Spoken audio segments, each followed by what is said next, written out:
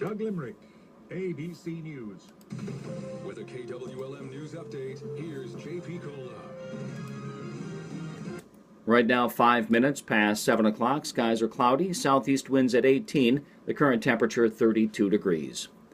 A Michigan TV station has identified the man killed when his plane crashed in Wisconsin en route to Litchfield. WAOW in Boone, Michigan, says Pastor Martin Siegwert of Boone died Monday morning when the plane he was riding in crashed on a road in Clark County, Wisconsin, after reporting icing on the wings. The pilot and another passenger were not seriously hurt.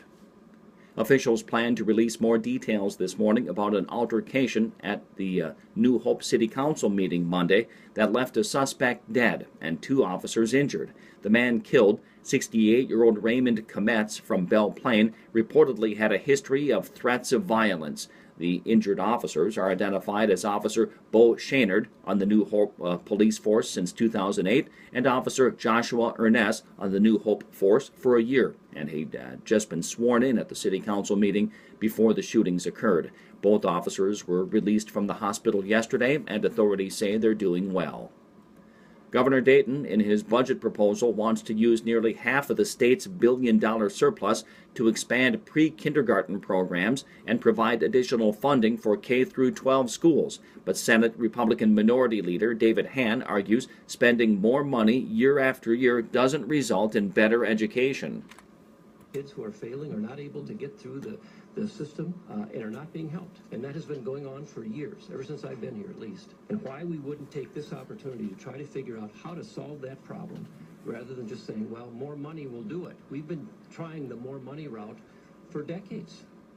Dayton argues investing in early learning is the best way to close achievement gaps and help all students attain their greatest potential. Hann says he's disappointed the governor did not address specific ways to do that. We'll take a break. When we come back, a close call for a couple in a pickup truck on a lake in Stearns County. Details after this. This is John of J.D. Krebs Financial Group. Does a recent surge in stock prices have you wondering about your investments? Have you entrusted the management of your money to someone who is managing the risk of your investments full-time? If you'd like a second opinion from an independent financial advisory firm, please call us today at 235-8065. Securities investment advisory services offered through Sage Point Financial Incorporated. Member FINRA SIPC. J.D. Krebs Financial Group Incorporated is not affiliated with Sage Point. KWLM News Time, 7:08.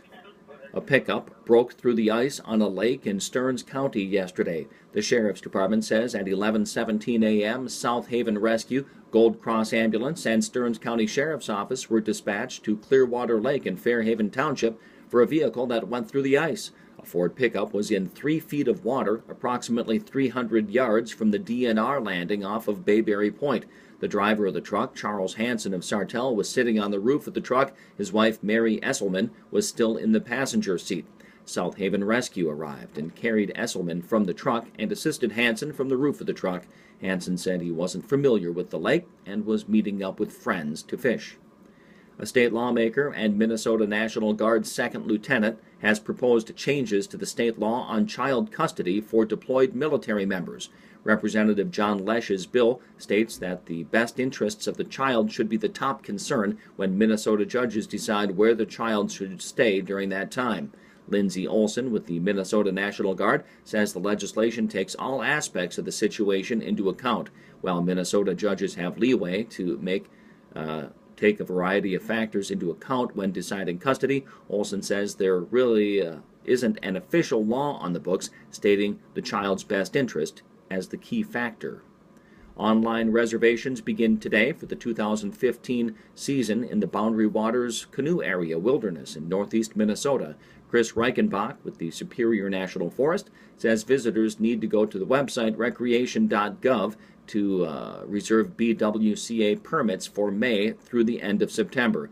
Reichenbach says reservations are first come, first served, and some BWCA entry points and sites are very popular. So the website recreation.gov is where you would go to reserve those permits. There's a $6 reservation fee, and permits are $16 for adults and $8 for kids 17 and under.